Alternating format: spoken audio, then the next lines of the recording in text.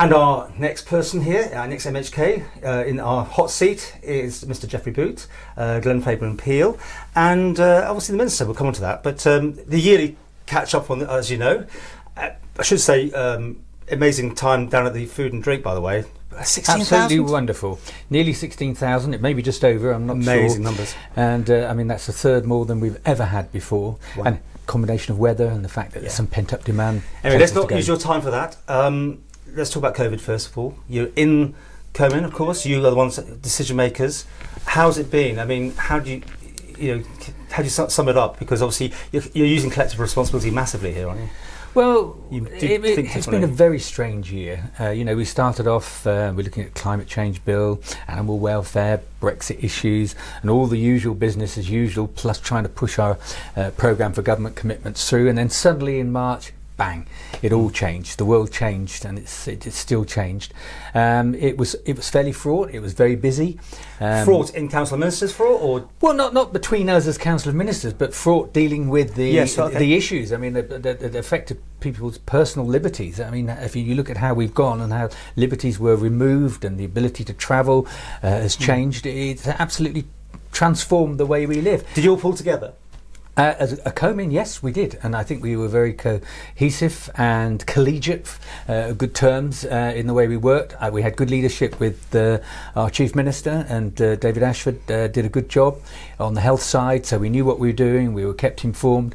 We were meeting 3 times a week by Teams, remotely, and making decisions, emergency legislation, all the time. And it was Cobra of the Isle of Man. It was full on. It was really full on. And so the officer groups, I have to take my hat off. Right. It wasn't just us as Komen.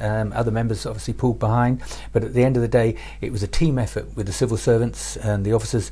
They worked really hard, flat out, often over the weekends, to get legislation ready, to make sure we were in the right place the following week. Well, you had to make it up as you go along, almost, didn't you? Because there's no blueprint. We were making it up. Okay, back 2 ways, but there was no blueprint for this. Well, there was an earlier sort of epidemic blueprint, but it was well out of date, and that has enabled us to revisit that for the future.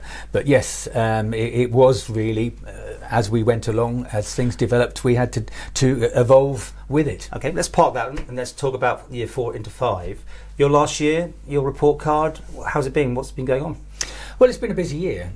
From a personal perspective, I've been doing quite a lot of work in the constituency. We said earlier about Peel and Glenfaba, Mr. Harmer and myself. I look at your manifesto, because you say you're already Glenfaba and he's Peel. Well, it's not like that. We work together. Yeah. But the two different areas. You see those two different areas. Yeah, they are fairly distinct areas, although there is some overlap. And I mean, I do a lot of work in Peel as well.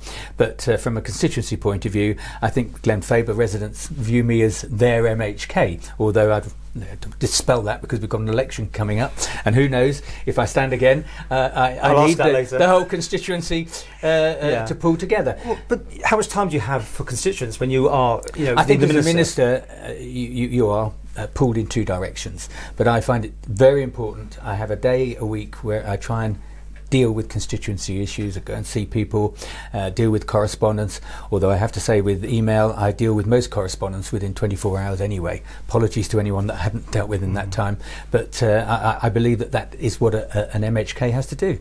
I mean, we're there for the constituents, we represent those constituents, we also work for the whole island, but I think constituents have a right to expect us to respond and deal with their issues. So tell us about last year, or if you want to go right back to the beginning, what things have you managed to achieve? Well, if we look at the last year, we were talking about COVID earlier, but before that, from my personal perspective as a minister, we've been dealing with Brexit issues and subsequent other legislation that we were trying to, Competition Bill, Animal Welfare Act, and climate change has taken on a whole new dimension. We've been consulting during the COVID period and over this period on the new climate change bill, which will have its first reading in October. That's quite an important piece of legislation that will change the way we live going forward, and fossil fuels and cars and the way we travel are all going to change, not radically straight away, but we're going to have to make some adjustments, and it'll be interesting to see how that goes through Keys in due course. Fisheries, mention that one. I would have thought that would be the top one because only because of the thing with the EU, right? Well, with all Brexit, agriculture and fisheries have been very important. Market access, quotas, and various other things extremely important. From the fishing industry side, we've been looking at the fisheries management agreement, and that's been sort of torn up with the London Convention, and we're trying to start again, put a new agreement together. But of course, it all hangs on what happens with the EU. Market access is very important for our fisheries products. Not only do most of our scallops and things like that go into Europe, but some things like whelks piggyback off the back of EU agreements. So we're watching and working with the UK to try and make sure that our position is known. But the quotas were hit again last time, right? You had to bring in more restraints, didn't you? Well, actually, this year, bizarrely, has been the first year when we've seen some real progress in terms of Queenie stocks and hopefully King Scallop stocks. And it's the year when we've had a market crash, as it were. So it's been a very difficult year. So there's more supply and demand, is there? Well, there's a lot more supply, but Right. it's strange how things repurpose themselves, because whilst the external markets have collapsed, some coming back now, we have seen a situation where some of the local fishermen have repurposed, as it were, and have been supplying the local market and responding to demand then. For the first time, I'm told when I go into restaurants that I'm able to get local white fish and things like that, which is great. Now, hopefully that change will stick, and we'll see more of that. But we really need to get more of our white fish and other fish quota back if and when the negotiations are complete with the EU. It must make you sick, though. I mean, every time that you do all this work, and then these boats come in, which are quite legal to come in, and they can swallow up huge amounts of stock. Sadly, that's where we are. I mean, we have limited it, particularly when it comes to the scallop fisheries, and access is on a fair basis, and the new fisheries management agreement will reflect that, I'm sure. But when it comes to other quota, we were disadvantaged in the original negotiations, and we need to try and address that issue going forward. We'll talk more about that. But in the last few minutes of this first section, things you've achieved, things you didn't achieve, things you wanted, no, in the past. So let's deal with that. What are you happy with? What are you not happy with? There's always things that you think you could have done better. I mean, one of the successes, I think, has been the agri-environment scheme that we pushed through. Sadly, it was delayed this year, but it's ensured that our farmers continue to get area payments, but we've got match funding from the Treasury to help with the environmental issues, because environmental issues are very important. Bathing water quality standards they're going through later this year. I think that's a step in the right direction for inland and coastal waters. I think in terms of Peel, particularly, the sewage plant coming online, hopefully that will go through. It's just been to the inspector's inquiry. Yeah, where are we up to that? Because that's then it'll go to Comin. Just to assure people, myself and Ray Harmer will be not making any or taking any part in that decision process. But that's an important step forward, I think, for Peel. Because you've had a few things in the last planning. I mean, a few issues, haven't you?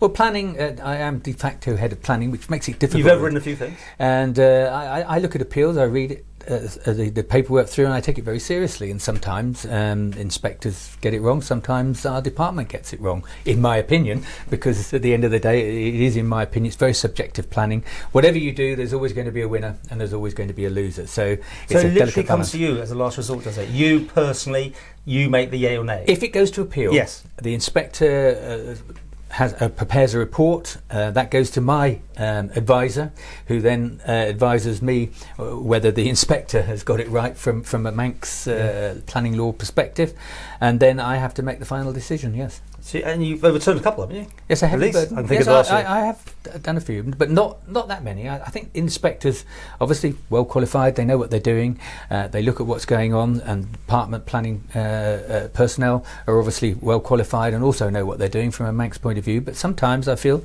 they get it wrong. So if they get it wrong, I'm not frightened. That's what I'm here for. And you're happy with that system? You don't see any need for change? Well, I think there needs to be a final check, as it were, on any decision.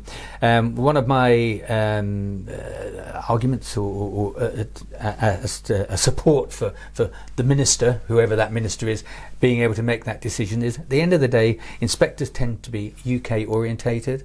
They get to know Manx law and how we work and the local communities, but the minister or a political member has experience of what goes on and knows the local situation better, in my opinion.